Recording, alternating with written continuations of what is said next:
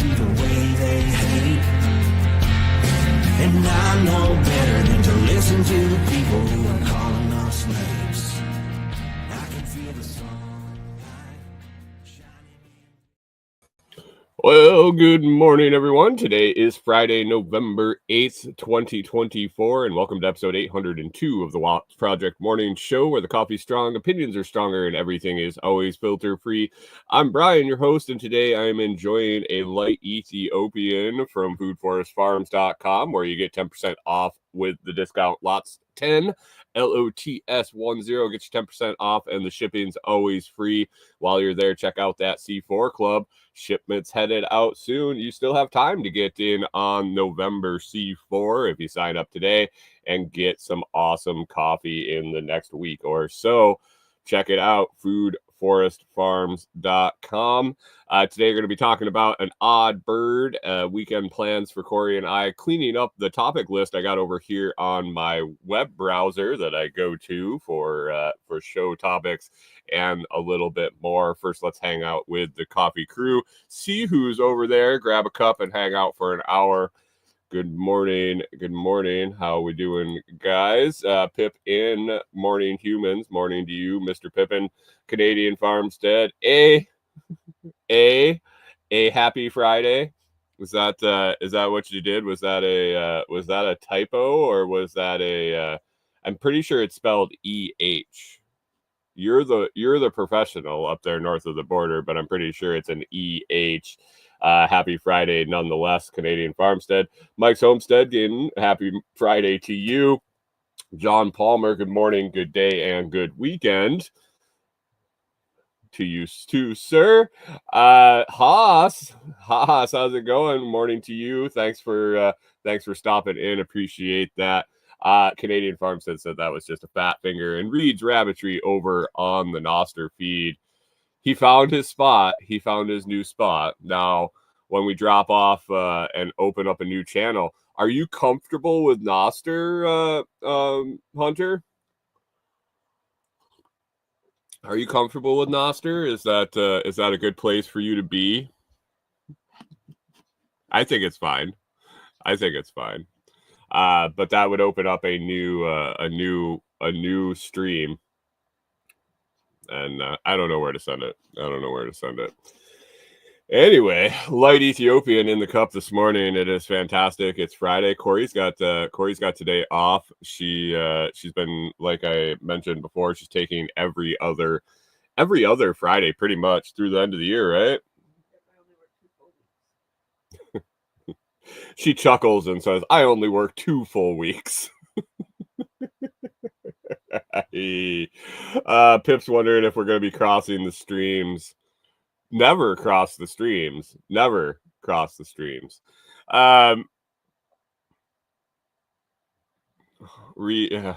Hunter says it's okay. It doesn't play with my screen locked.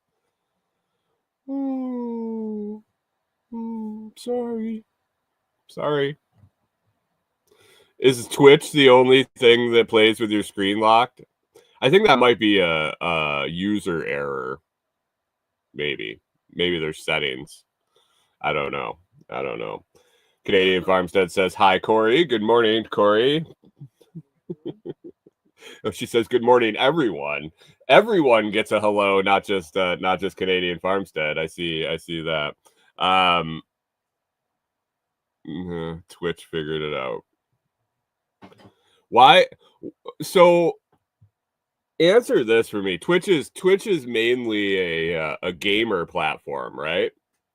It's like if you had to put a description on the majority of the streamed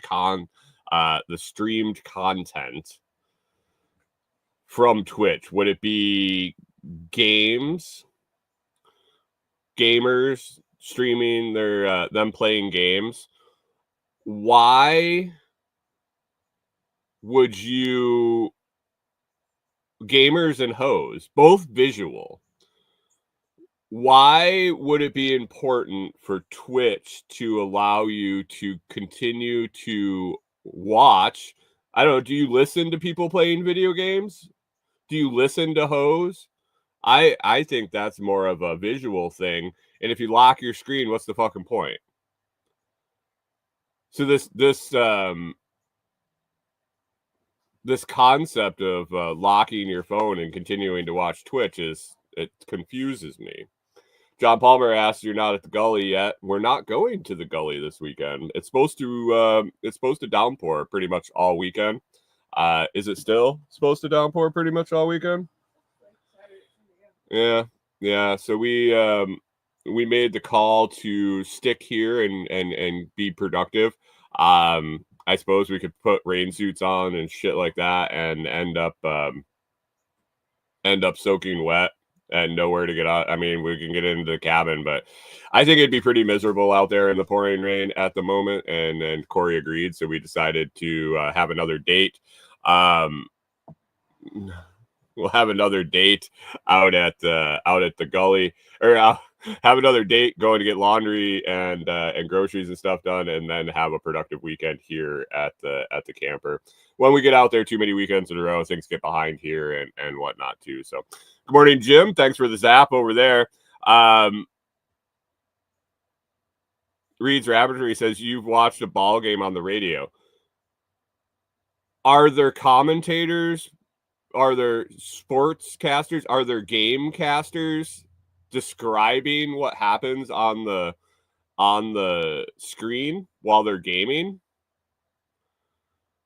I'm honestly asking. I don't. I'm not a gamer. I haven't played a video game probably since 2000 and 2002. Oh, we played the Wii. Corey and I, since I've been with Corey, I guess we did have a Nintendo Wii. But I don't think they're doing live streaming of Nintendo Wii bowling or anything, are we? John Palmer says you were wet when you were born. Haas says, "Damn, while California burns up, you guys get some rain. Send some out our way." We haven't had rain. Months. Reed's Rabbitry says they actually do stream playing the Wii bowling. What the hell am I doing? I should just be playing games. Do people actually watch that? People watch other people playing Wii bowling? That's interesting. Pip says, "What about phone sex hotlines?" Yeah, do they talk through it? I don't want to see the people that are on the other end of the phone lines for sure. People actually watch that shit. Huh. That's interesting. Do the hoes on Twitch describe themselves and what they're doing? And is it like Twitch is not like OnlyFans where they're you say hoes are on there. What are they doing? They're not naked, are they? Are they dancing? Is it like a strip club? Morning, Jamie. Off-grid ping. Thanks for popping in. Canadian Farm says this depends on what area code. It depends on what area code you're in. Determines if the hoes on Twitch are naked or not.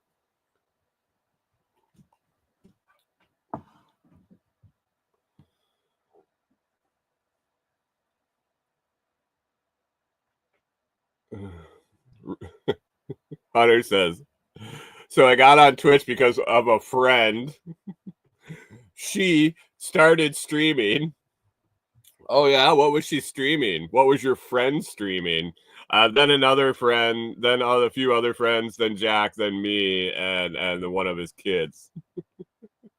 What was your friend streaming? Does she still have a Twitch?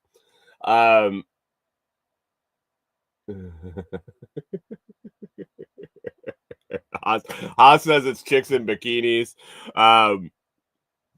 man. I'm glad I'm to a point in my life where chicks in bikinis are just like, how many chicks in bikinis can you see?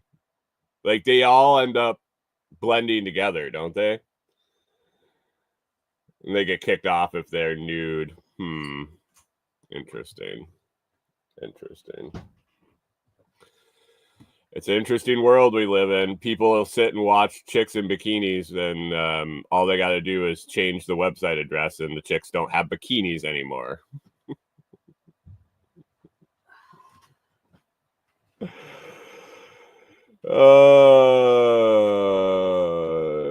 Canadian Farmstead, Jesus. Anyway, let's get to it. Corey and I were watching. What did we watch last night? Italian Job. The Italian Job. You guys ever see The Italian Job? It was I think it was made about the same time as like the Oceans series, Oceans 11, Oceans 12, that thing. It was a pretty decent. What the fuck is Ghoul Bagel?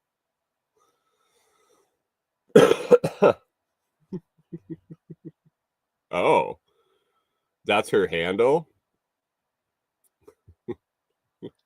I don't even want to go down the references you can make about a bagel on Twitch. Canadian Farmstead says with Michael Caine. Michael Caine in The Italian Job? I don't recall that name. No, it was Marky Mark. No, was that Donnie? Was it Marky Mark? Mark Wahlberg. Okay. Marky Mark. Seth Green. Ed Norton. Jason Statham. Charlize Theron. Donald Sutherland for about an hour or about 10 minutes. Yeah, that's a lot of them. There was more. The Reed's Rabbitry says, is that the one with the Mini Coopers in the safe? Yeah, it is. I think it was it just wasn't. Canadian Farm says I didn't watch the real one. I understand I didn't watch the real one. I understand it wasn't the original. Jeez.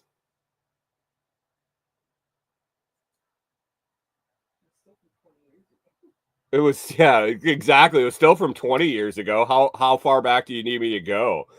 Pip says for the car chase scene, the Mini Coopers were all electric cars before electric cars were a thing due to emissions in the subways. Okay, they were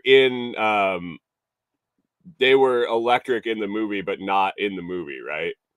Like in real life while they were filming the movie, because I don't recall that dude retrofitting them to be electric in the movie as part of the plot. Sorry I didn't watch the Italian Job. What was that, from the 60s, 70s? Anyway, we watched the Italian Job. We enjoyed the movie. It was a good film. It didn't have to be the original. You can just bust my balls about that shit. Anyway, before we was it before, or the commercial was before, right? Or was it before we watched that episode of Highway Through Hell, the car commercial with the eagle? I don't remember. So it was either before the Italian Job or between when we turned on. It was still a little early to go to bed, so we turned on an episode of Highway Through Hell, and they play the commercials on Amazon now. And you guys, have you seen this? They play the commercials at the beginning now. It's like one of 8 commercials. Reed's Rabbitry says some of us are young enough to not even know there was an original, right? Mike Somstead says first it was fake news, now it's fake movies.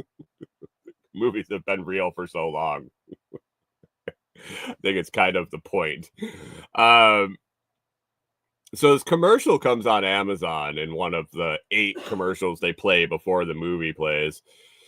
And I believe it was for an Audi, some new Audi sports car, sedan, whatever. And this chick is like driving along on this rural highway. And she's just she's like, it looks like she's enjoying nature. Have you guys seen this commercial? Huh? While she's driving down the highway enjoying nature. Well, she's just looking out the windows at nature. She's not in a city. She was in the mountains, like driving through the mountains, looking at the trees on this. She was looking at fucking nature. I'm sorry. It was out the windows of the fucking car.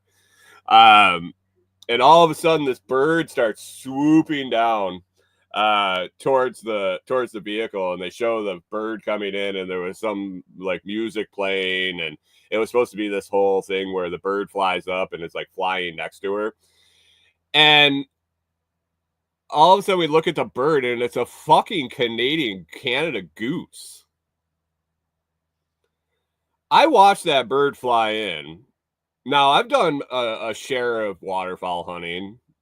I lived our backfield bordered a wastewater settlement pond where the Canada geese hung out.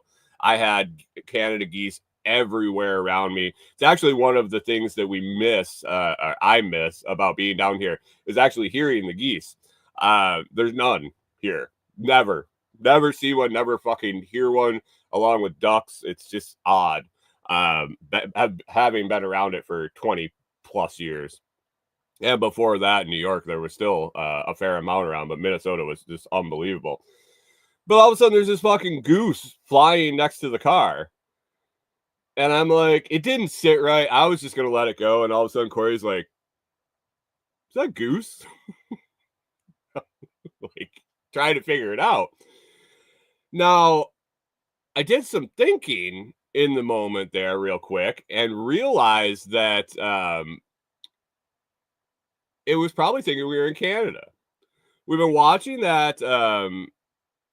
We've been watching enough Highway Through Hell or whatever it is to make them think we're in fucking Canada. And I think the Canada goose is like the eagle representation, the bald eagle of Canada, because that motherfucker, geese don't fly like that. So if they made it with AI, or they generated that goose swooping down and flying next to that car, they fucked it up. Like, the AI has no idea how geese fly, how they land, how they descend. Like, it was so not even close to natural. It almost looked like an eagle. So I don't know. Is the Canada goose the bald eagle of Canada? I know they're mean motherfuckers. I know they could take out whatever they want. But was this a symbolism? Was this or was it just shitty commercial? Corey thinks it was a hybrid. She thinks because the car was a hybrid, that the bird was a hybrid of an eagle and a Canada goose. Well, that'd be a scary fucking bird. I'll tell you what, that would be,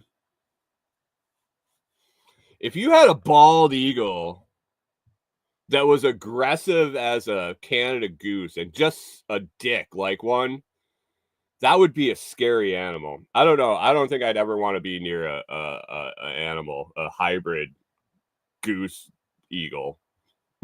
Put the claws.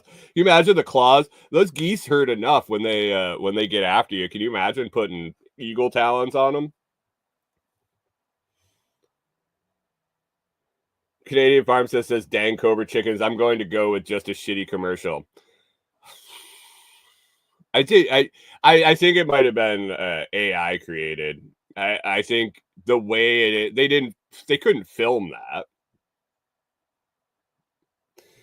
Pip's wondering if it was a geagle or a bald goose.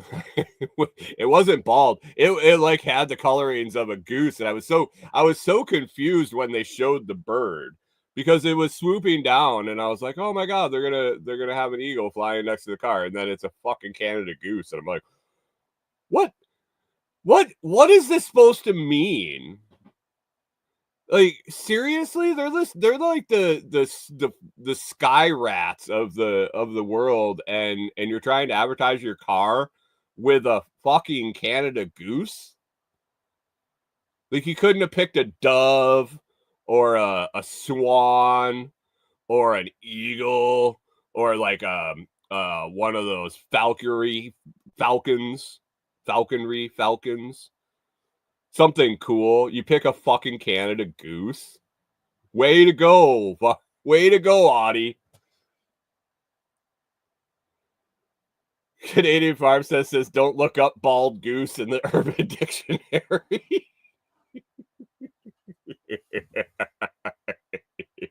That's most things in the Urban Dictionary are not good to look up. Bald goose.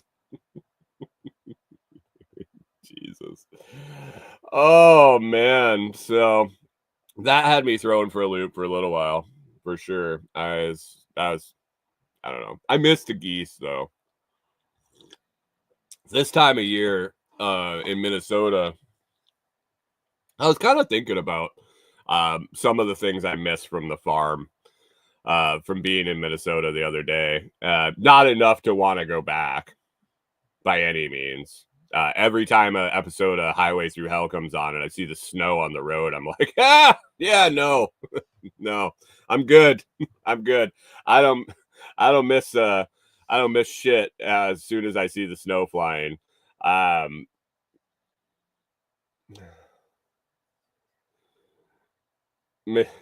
Mike Sohm says we got a guy at work to look up Prince Albert. Did you know that Prince Albert was a tobacco? Was that tobacco, Prince Albert in a can? That was the joke when my dad always was telling that joke when I was a kid. Yeah, we used to go into the store and say, you got Prince Albert in a can? And they'd be like, yeah. And we'd say, we better let him out. And now it's a fucking dick ring. I had a buddy in college I used to drink with. Didn't know him other than from the bar. Sitting next to him, he had a bunch of piercings, tattoos, and everything. We struck up conversations over a couple different evenings. And one night, I go in to take a piss, and he's standing, and there were a couple of urinals next to each other, and he glances over his shoulder. He goes, "I wouldn't walk up there." There's a urinal next to him, and I'm like, "Oh, what?" He goes, when I piss, I use both urinals. Dude had 2 Prince Alberts in a cross in the head of his ding dong, and when he would pee, it would shoot in 4 different directions. So he would kind of angle and pee into both urinals at the same time. Pretty impressive. Jim says, "Is your refrigerator running?"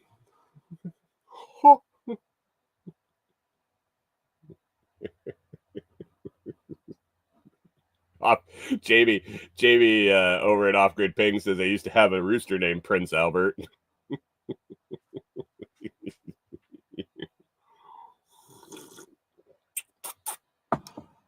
All right. So this weekend, man, today is date day. Corey and I are gonna have a fun-filled date, running and doing the chores. This is the second week in a row, so I should be way more tolerable, I think. I think she should be able to either through her adaptation or mine, or a combination of both, because that's what a marriage is, right? It's a give and a take. It's a you compromise. And oh my god, what the she just showed me the list. Last Friday our list was like 5 items. Hold that shit up again. One side's the meals, but She has a whole notebook page. we didn't buy anything last week. This is going to be like our Black Friday shopping trip. I said Prince Albert would be a cool pet frog name. Corey, have you started naming your snails? No, I haven't eaten. She hasn't named her snails. She counts them every morning, guys. It's kind of adorable, really. I go in to see her in the morning. She's all set up for work, and she'll be like, 17 out today. They're all running away because the sun's up. I mean, or she turned her light on in her room. I mean, I guess it is their son. That would be their son. So we're gonna run out today. We will get our groceries. We'll get our laundry done. Who knows? Maybe we'll even have lunch. Maybe a lunch date. I don't know. Maybe. You game for that? Yeah. And the rest of the weekend, I think, is just it's going to be playing catch up. We had Jim says this tales. Hail, hail, the light keeper's here. The one that feeds us and cleans our world. Turns the lights on and off. For sure. And then I got some work to do. We got as somebody that reviews products and makes money through affiliate sales and things. I got a big time of year coming up here at the end of the month with Black Friday and the stretch into Christmas. So I got to get some purchasing lists, I guess, some videos set up. Do a little brainstorming as far as what to push in the next couple weeks, because Black Friday is coming up here in let me see, 1, 2, 3 weeks from today is Black Friday, so not a whole lot of time.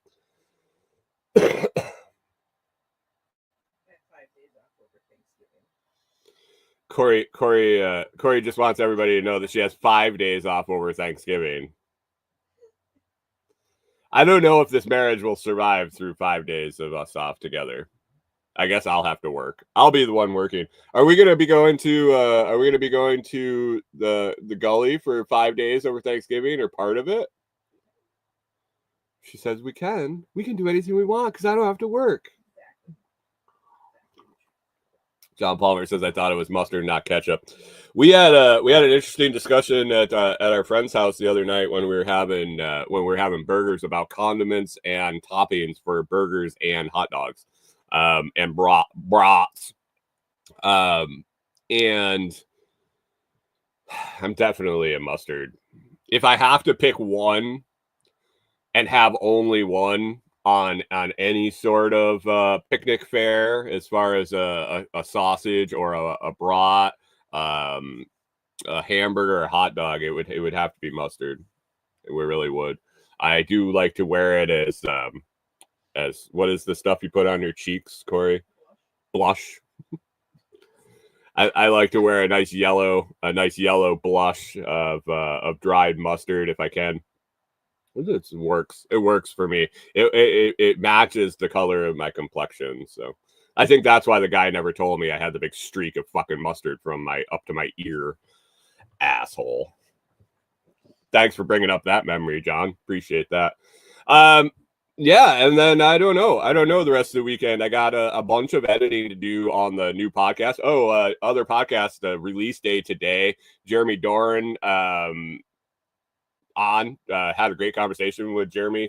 Talk about all sorts of stuff. He grew up as the youngest of 10 and kind of made his way through different things, and now he's out on his own. So be sure to check that episode out. The link is in the video description, and I'm gonna drop it in the chat right now. What have you guys been thinking of the new show? We're on. This is episode 3, so hopefully you've what the fuck? Was that message too long? Jesus. YouTube now has a limit on the number of characters you can send in a message. Interesting. Have you guys, anybody listened to the new show? I hope it's pretty good, if I have to say so myself. Yesterday I got to talk to the blind blogger. That'll be coming out I think in December sometime. I'm into December. I think by the end of next week I'll have episodes recorded and ready to edit going into the first of the year, which is really, really exciting for me. John says he's listened. What do you think, John? Is it a good format? I'm hoping the shorter format, the shorter interview style, and getting only to 30 minutes. I'm hoping it leads to more questions. I'm hoping it leads to more in-depth content, and I'd be shooting for maybe 1 or 2 a month, more in-depth conversations, spun out of their original appearance. That's the end goal. It's tough when you start something from scratch and you're trying to build content and you're trying to build community, you're trying to build followings and subscribers and all that shit, and there's nothing there. Hey, go check out this podcast. There's 1 or 2 or 3. I think as we move into next week, I got some really interesting guests. I mean, all of them have been pretty interesting, and one I tell you, for sure is John Palmer says so many emails from Patreon. I got to turn that off. I apologize for that. That is not intentional. When I set that up, it auto defaults to say send a message when it publishes. And it's not on my list to check off. It was actually yesterday after I set an episode up, after the fact, when I was reviewing my process. So I'll get that changed. What do you figure? One notification. And I don't know, John, can you turn that off on your end?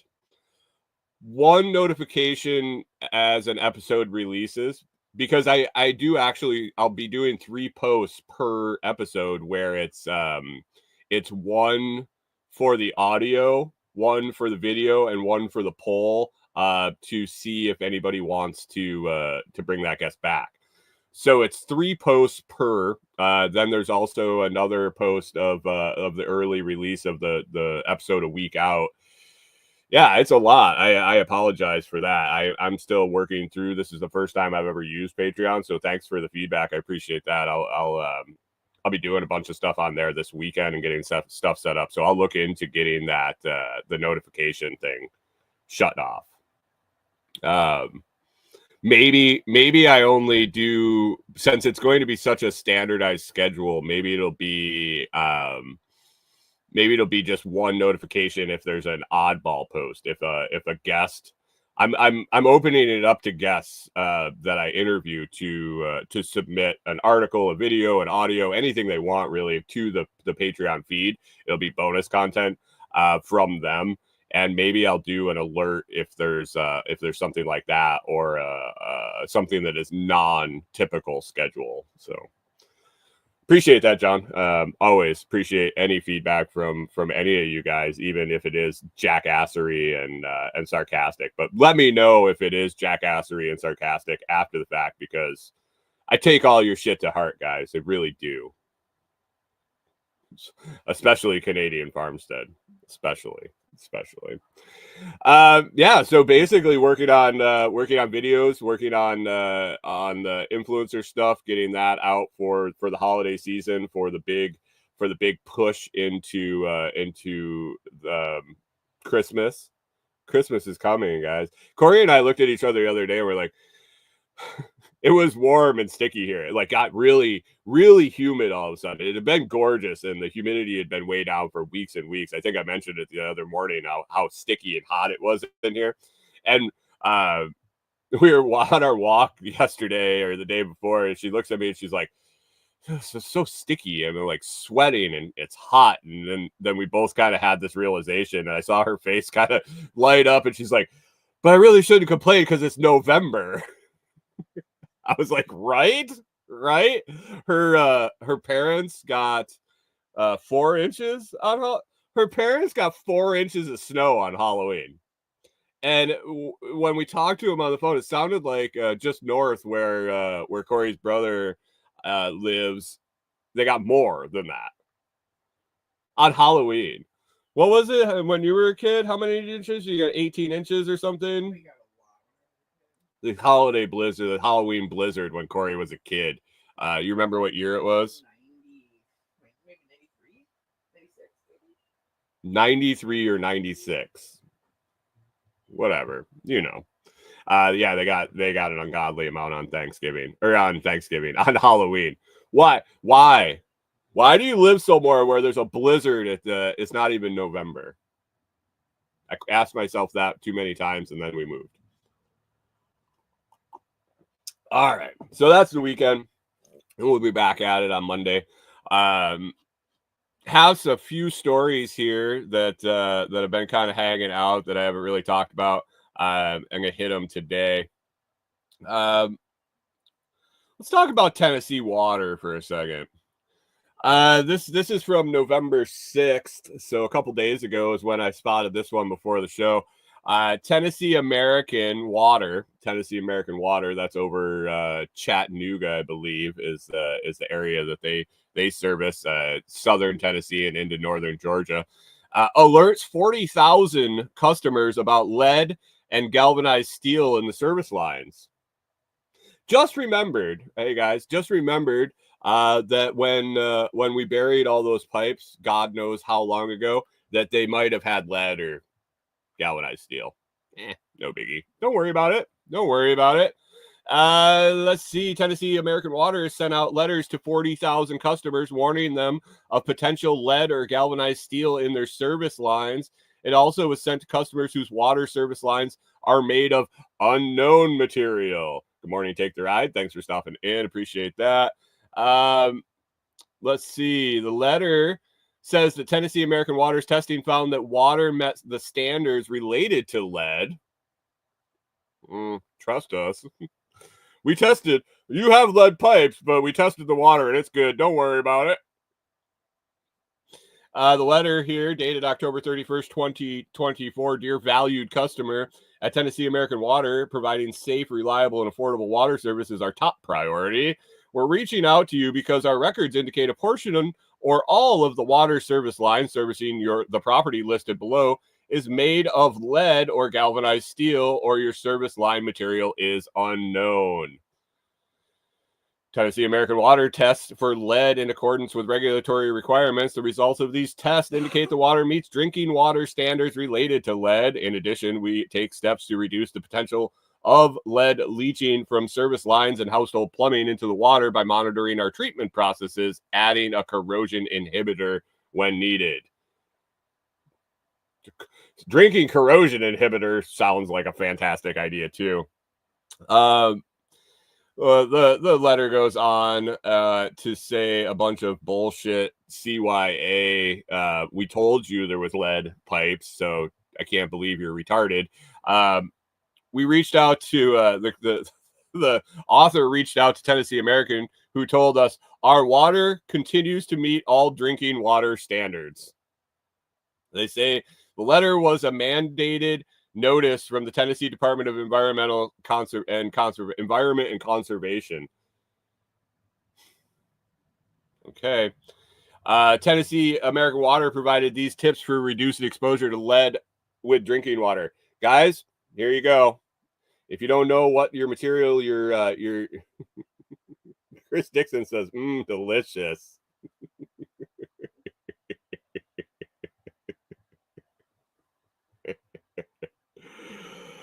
The TAW provided these tips for reducing exposure to lead with drinking water. Run your water to flush out lead, just in case it's just sitting in right by the faucet. Run your water to flush out lead. Flushing the tap means running cold water faucet. Use cold flushed water for cooking and preparing baby formula, because lead from lead containing plumbing material and pipes can dissolve into hot water more easily than cold water. Do not boil water to remove lead. Boiling water will not reduce lead. However, it is still safe to wash your hands, dishes, shower, water plants, do laundry, etc. The plants don't give a shit if there's lead in the water.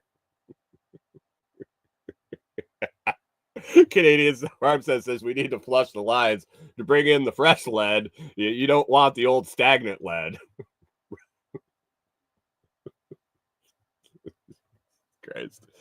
Christ. Look for alternative sources or treatment of water if you're concerned about contaminants. I wasn't concerned until you sent me a letter that told me all the pipes were made out of lead. Get your water tested. Is it get your water tested? Wait. I thought they said that they tested the water and that it was perfectly fine. Why do I wait? Identify plumbing fixtures containing lead. The ones you get from China usually have lead. Replace plumbing or fixtures containing lead. After you identify them, then replace them. Remove and clean aerator screens on plumbing fixtures. That must hold the lead in the water. It must be. Gosh, bless you, Corey. Are you okay? Whew.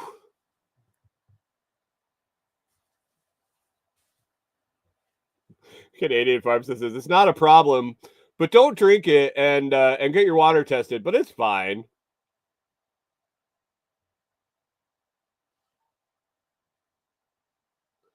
Mike Homestead says, yeah, they tested on their end, not yours.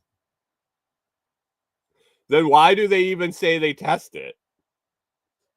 If the issue is between the distribution facility and the homes that it runs to, if the lead pipes and things, why do they even mention that they test it and it's at drinking water contamination standards?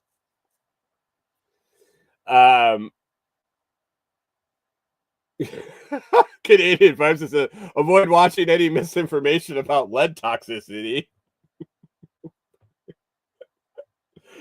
Chris Dixon, Billy starts digging up the whole infrastructure to find the source of the lead. This is going to be Killdozer 2.0. Oh wait, Whistling Diesel already did that. This is going to be the kill excavator, the Collextivator. They're going to plate up an excavator, and the guy's going to just go and dig up all the water lines in the whole Tennessee American water distribution system. He's going to dig them all up. Sometimes unreasonable men get lead poisoning and go crazy.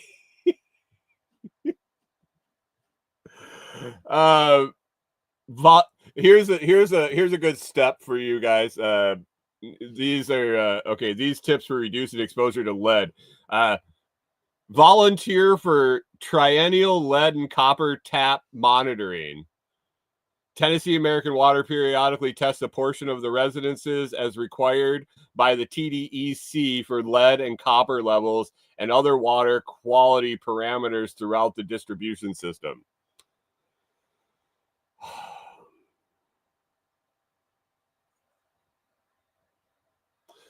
Here you go. Water softeners and reverse osmosis units will remove lead.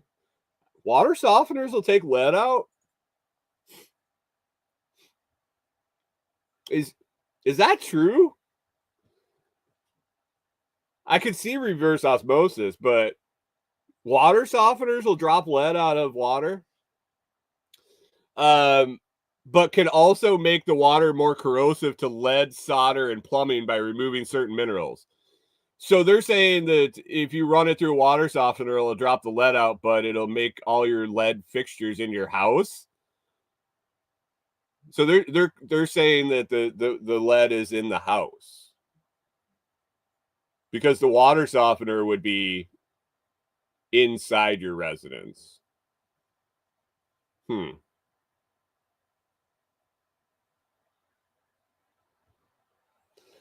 Chris Dixon says, but don't catch rainwater because that messes with local ecosystems and watershed programs. Right? How dare you? How dare you collect water? Canadian Pharmacist said, but there still isn't a lead problem.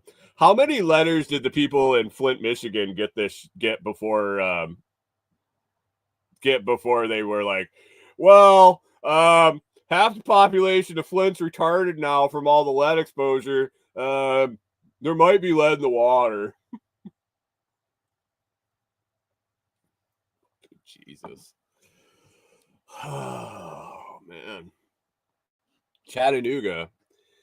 Anybody here from Chattanooga? Mike, Mike's Homestead. You're not. Chattanooga's way far away from you, huh? Canadian, Tennessee American Water, new motto. At least we're not Flint yet. Jeez. Have they fixed the water in Flint, Michigan yet? Is that still a shit show up there? It just went away. I'm sure Trump will fix it if it's still. I'm sure it was Biden's fault that nobody fixed the water in Flint, and Trump the first time, and Obama, and who was before Obama? Who was before Barack Obama, Corey? You're looking at me for that answer? Probably a Bush. Mike's home since a couple of hours. We were on a well. Have you checked your well for lead piping? Chris Dixon says they didn't fix the water, they just fixed the test results. Right, for sure. Oh man, Tennessee American Water. Yeah, you can learn more at their website. Oh, Bush, that's right. Bush was before Obama. John Palmer, Bush, Clinton, Bush. Right. Orange man, good for orange coin. John Palmer showing his history acclimate, giving us the whole history. Can you go further, please? Can you go back to Washington? the history of the presidency of the United States. Grover Cleveland. Who was your favorite president? Zachary Taylor? John Taylor? All right. Anyway, Tennessee American Water. I have a couple of different stories here now regarding like science and shit. This one was an interesting read. It just popped up it was actually an ad on one of the other things I was reading, but it popped up and it was an interesting ethical like exercise you can kind of go through. I think it probably popped up because of the election. Let's see what the date of this is. 4 weeks ago. So it was leading up to the whole election, and you know, the one of the biggest issues there was the coat hanger, the abortion issue with Kamala and reproductive rights and all that shit. This story isn't necessarily about, oh God, here we go. Carter, Ford, Nixon.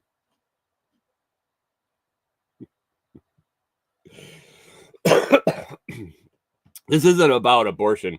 Well, kind of. Not really. John Palmer says that's all I've been alive for. We're not allowed to know what happened before we were born, just so you know. You should never know anything prior to that. This story says they were made without eggs or sperm. Are they human? And it's an interesting article about stem cell embryos and research, where we've progressed to a point in science where we can make an embryo, or what we think to be an embryo, because that's the sticker. Is they talk about this article, so they're doing research. They're not making mutant babies in incubators.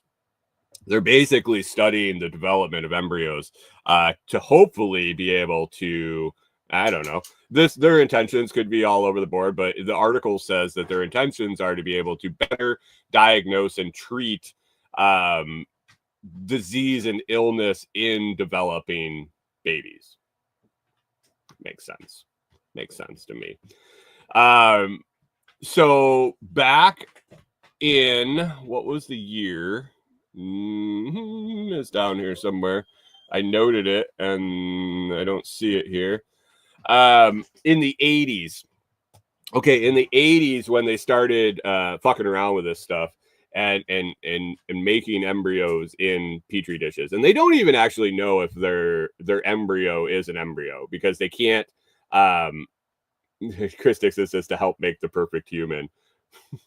They already achieved that with you, Chris. There's no improving on perfection. So basically back in the 80s they started fucking around with embryos in petri dishes, and the scientific community got scared, the governments got scared, religions got scared, everybody got scared, and they put a 14-day development limit on the embryos. Now these weren't conceived and harvested, they were all made in a lab.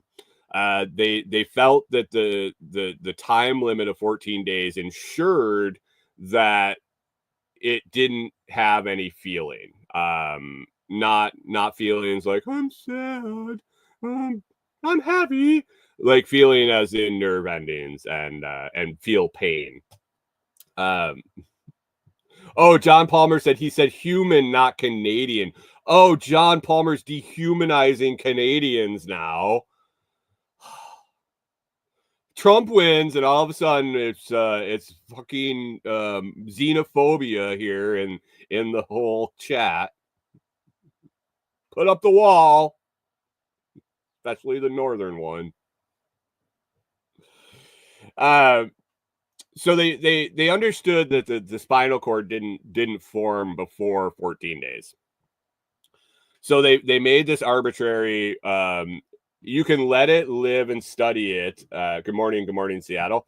You can let it live and study it for 14 days, but we know that it can't feel pain if we get rid of it at 14 days.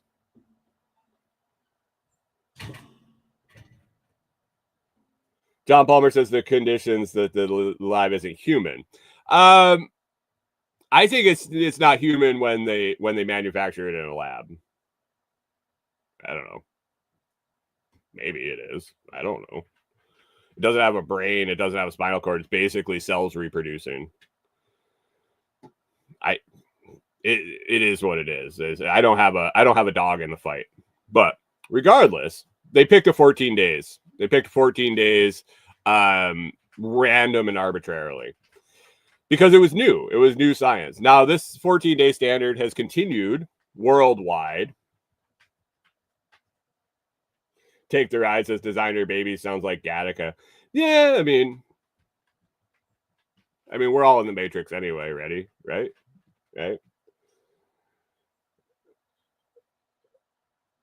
Oh, John Palmer says the conditions they live in. Oh, the conditions they live in isn't human. And he was talking about Canadian weather. Sorry. That typo and my reading mixed together really took that message and spun it around on its head, didn't it? Anyway, so they've gone with this 14-day period since the 80s. So what is that, 40 years now?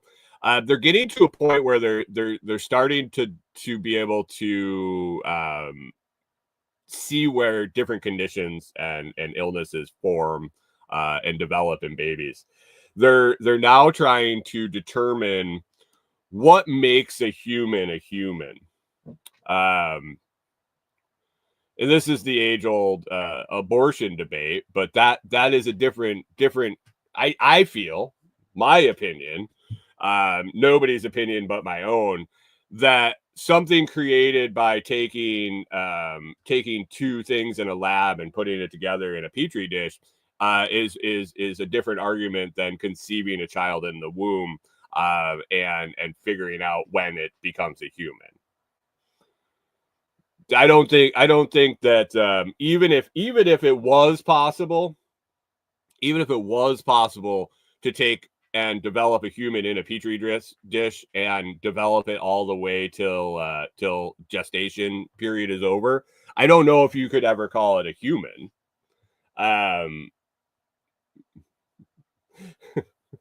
Chris Dixon says, well, gotta go start the dog sled and club a seal for breakfast. Have a great day. Baby seals. You're going clubbing with baby seals? Have a great day, Chris. Have a great weekend. Canadian Farmstead says, Brian just wants to be able to hunt these non-humans. Have you guys ever heard of Japanese albino hunting? They let all the Japanese albinos run around and then you hunt them. Do you shoot them? No, it's strictly catch and release. What movie is that from, guys? Any idea? It's not The Green Mile.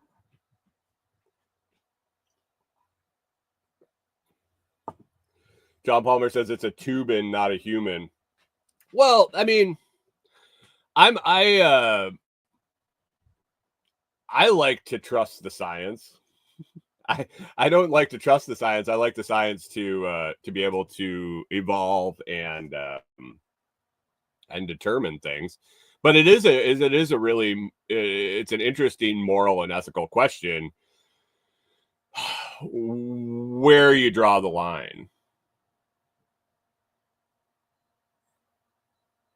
Reed's Rabbitry putting all sorts of weird emojis over on Noster. Looks like a horn, a sun.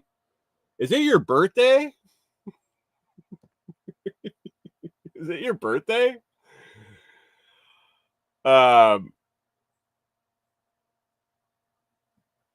He wants a mirrored ball in his emojis. What do you do? What a weirdo. What a weirdo. Canadian Farmstead says the line's been crossed already.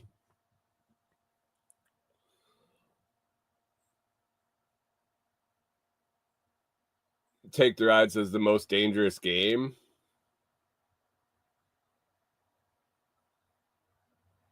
Clubbing with seals. Oh, gotcha. Reed Rabbitry was trying to club with seals. He's a couple of seconds behind. He probably had to unlock his phone, but he realized that he's on Noster and not on Twitch, and his phone wasn't locked, and so it took him a minute to realize that he could send a message. Reed's Rabbitry says weaponized autism. It's already been weaponized. Are you fucking kidding? I was reading an article about that it wasn't appropriate for this show. I mean, it would be appropriate for this show if I didn't want to stay on YouTube anymore. It was about some of the diseases that have developed in our children.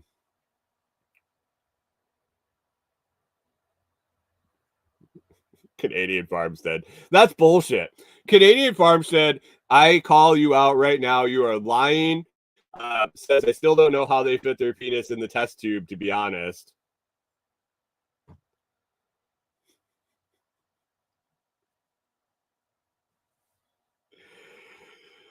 Oh, Hunter's trying to explain himself. He says the delay on the platform is like 6 seconds. It's okay. It's okay. What's the delay on Twitch? But anyway, these guys went back and forth and they actually laid out some interesting points on both sides of the discussion. I don't know. Is the juice worth the squeeze, really? What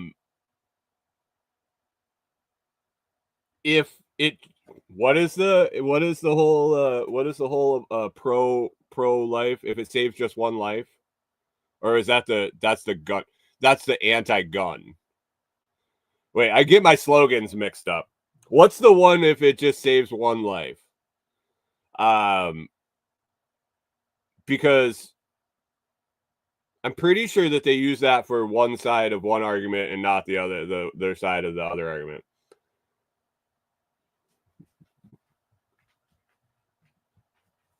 Guns. Okay, if it saves just one life is guns. But you can't say that about abortion because it's the same people that want to kill the babies that want to take away the guns, right? Is that how it goes? I don't know. You know what? I don't give a fucking shit what you do. Take your guns and your abortions and do whatever you want.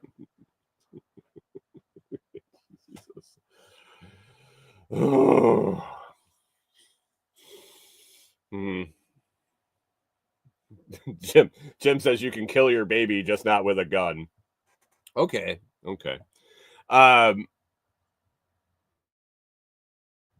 So these little embryos, if experimenting on petri dishes and observing and learning how the fetus, the embryo, I can't say fetus, I don't think. I think once it's a fetus, it's a baby, right?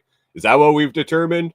That once it's not just a ball of cells and it turns into a fetus and we change the name from embryo to fetus, is that where it turns into a baby? I don't know. I just don't care. I don't have a vagina or a womb. I don't care.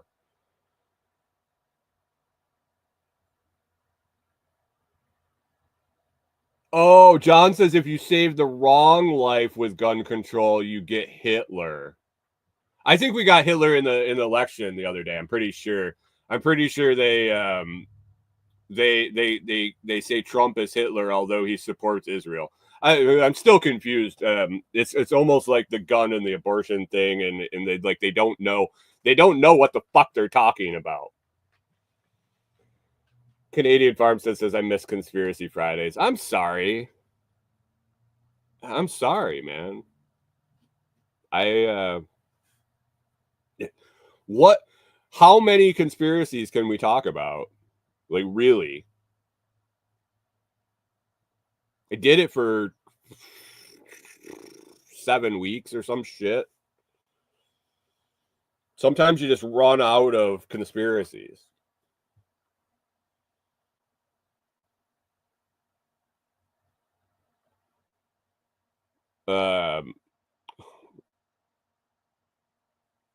Hunter says microbes on Mars is life, but a whole clump of cells isn't.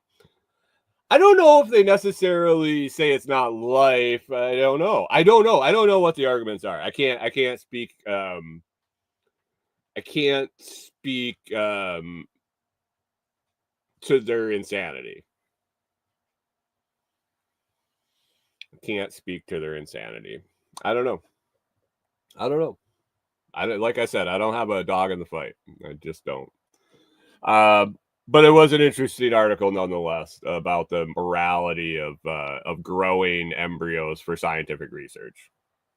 It's just a fluff piece for the stem cell researchers.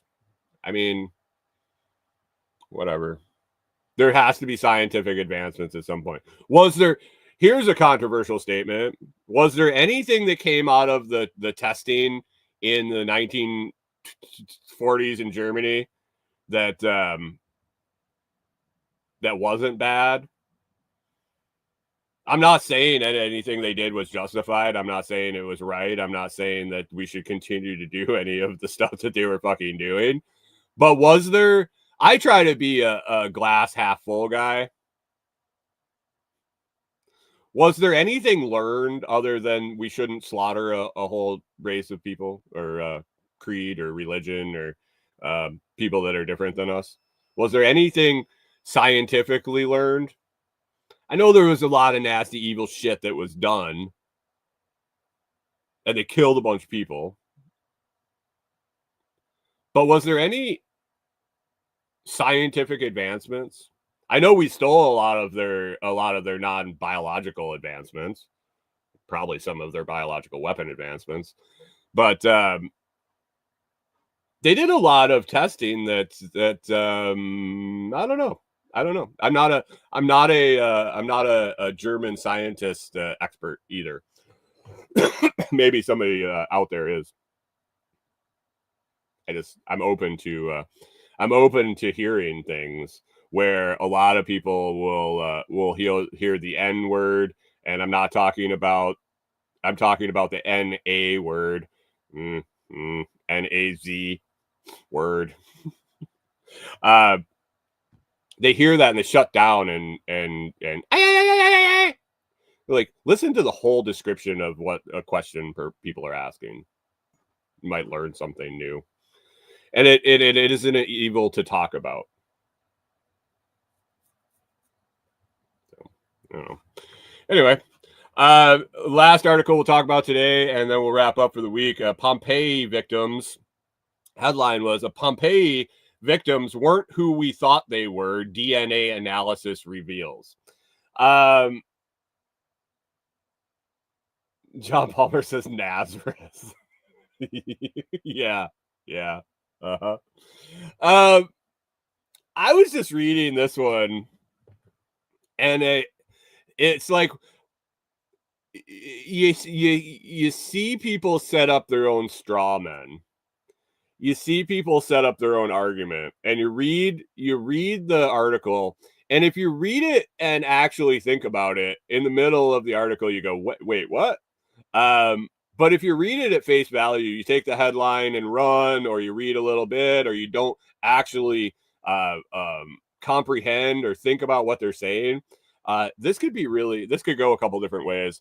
It says the surprising identities of some of the doomed inhabitants of the ancient Pompeii have been revealed by a new analysis of their DNA, rewriting the life histories of these unfortunate souls. Based on their findings, the study authors suggest that certain long-standing narratives regarding some of the Roman city's residents are wide of the mark and are probably based on erroneous modern assumptions about how people lived in the past. All right. We're changing the way we think about how they were living in Pompeii. Following the catastrophic eruption in Mount Vesuvius, the annihilated Pompeii in 79 CE, the bodies of numerous victims became encased in ash, thus preserving their postures at the moment of their horrific deaths. There are some pretty interesting postures that they've uncovered. If you haven't looked into the ruins of Pompeii, there's some kind of humorous things. Over the centuries, soft tissues of the deceased decayed, leaving hollow cavities, and researchers were able to fill with plaster in order to create casts of these long dead Pompeians. It happens very often that when we analyze individuals who lived in the past, we often discover embarrassing situations. From the small fragments of skeletal material still present within these casts, the authors of the new study were able to extract the DNA of 14 different individuals, which they were then analyzed in order to learn about their ancestry, sex, and genetic relationships. Okay, so we're going to determine if they were a boy or a girl by their DNA. Wait, that you can't do that. I thought you could choose your own adventure. Here is something. We show that the individual sexes and family relationships do not match traditional interpretations, exemplifying how modern assumptions about gendered behaviors may not be reliable lenses through which we view data from the past. So this guy's saying that because of our assumptions of gender roles and things like that, we've misdiagnosed what we think was going on in these scenes that we've been able to see from the past. For instance, one notable example is the discovery of an adult wearing a golden bracelet and holding a child, traditionally interpreted as a mother and a child, were an unrelated adult male and child. So they found an adult holding a child. Adult had a gold bracelet on, and researchers assumed that it was a woman and a child. Why? I'm not sure. He's saying that it's because of gender roles. I'm saying I could easily say that was probably a wealthy doctor holding an infant child patient.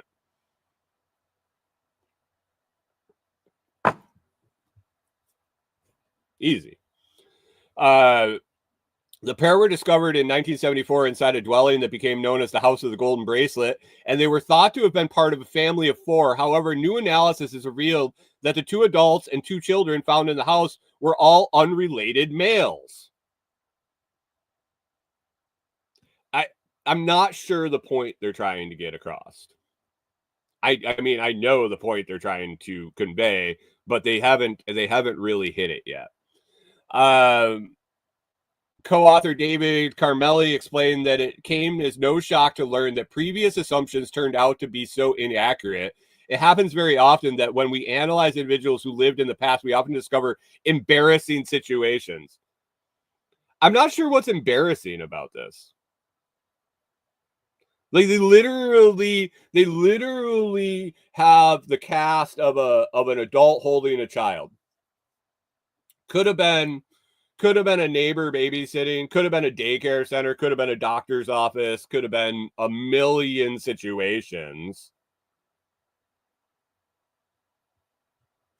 Why is it embarrassing? Or are they saying they're embarrassed because they assume that it was a woman and a child? I'm not really sure. I'm not really sure. Despite this, he reveals it was certainly a surprise to discover the family was not a family, and at least one of the 2 girls was a boy.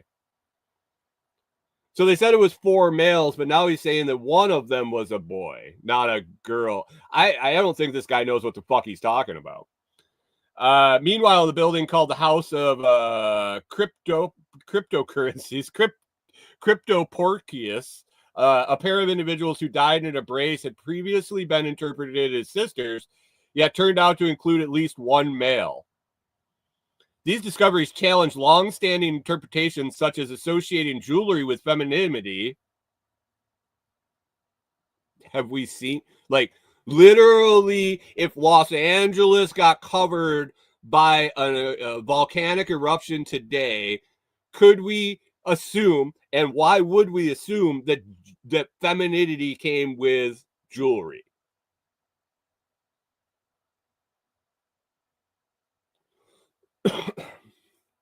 These guys are supposed to be anthropologists, and they can't wrap their head around the fact that a guy might have had a bracelet on.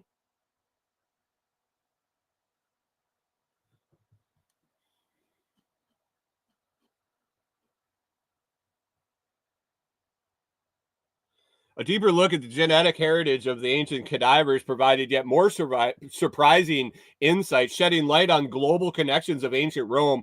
Overall, it was interesting that they were mainly descended from recent immigrants from the Eastern Mediterranean. Why is this a shock? Like, seriously, who did this study and was like, oh my God, I can't believe this shit?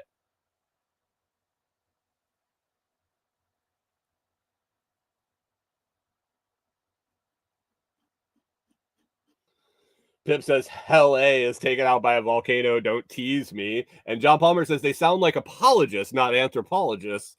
I think so. Jim's picking up what I'm laying down. Mr. T is really a chick. Right. Trust the science, Jim. Trust the science. And how did gold not deform and melt down in when they got covered with ash? Was the ash cool by the time it buried Pompeii? Because it wasn't a lava flow, I don't believe. Or was it a lava flow? Because a lava flow would have just burned everything up. I'm pretty sure Pompeii was just covered in ash, which must have been cool enough not to burn everything up, and likely caustic enough to preserve. Interesting. He and his colleagues are now analyzing DNA of a further 168 individuals. Oh, goody. The surprises will be abundant from another 168 individuals. The results of which will offer us much more precise and complete population panorama.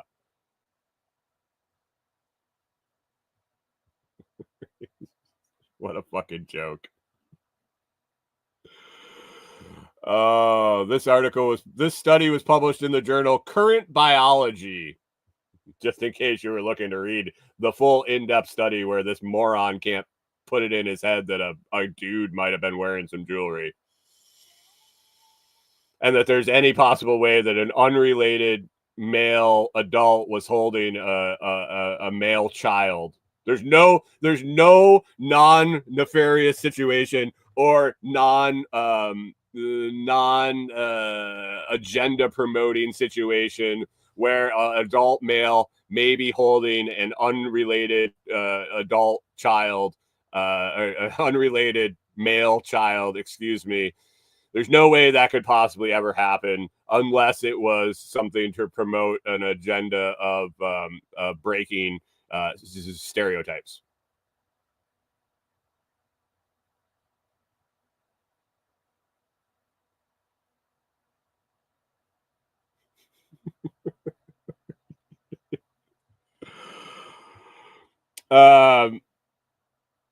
Jim says the mountain blew up, lava first, then ash. How did the lava not destroy everything? Or did the lava flow not hit the whole city?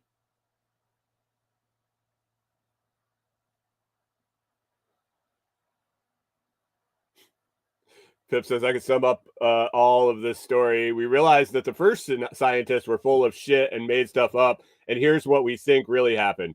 No, Pip, I'll edit that for you. We realized the first scientists were full of shit and made stuff up. And we're going to make some other stuff up and say that they were wrong. John Palmer says, take lessons from Kindergarten Cop. Boys have a penis.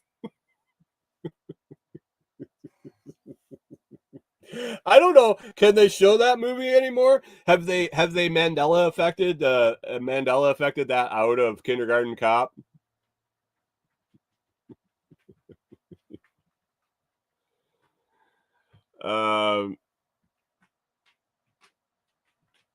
Reed's Rabbitry says that's humans, though. We make up a story for everything, and once you have something, you don't want to give it up. I hear you. Anyway, guys, we're going to wrap it up, get out of here for the week. I appreciate everybody hanging out, and we'll circle back on Monday for another fun-packed week. We're going to leave the Ducks as they go. I think we're doing pretty good on the selection of the Ducks. We'll let them ride. I don't want to be the cause of another massive dip. Dip. But I suggest if we fall below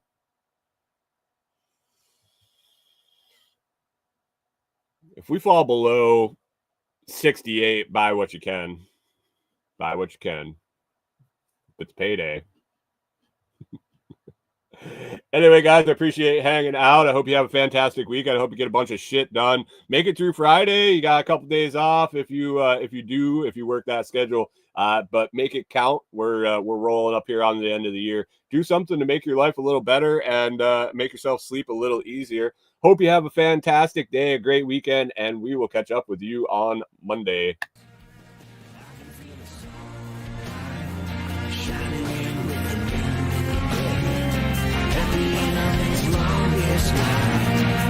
I can see the light.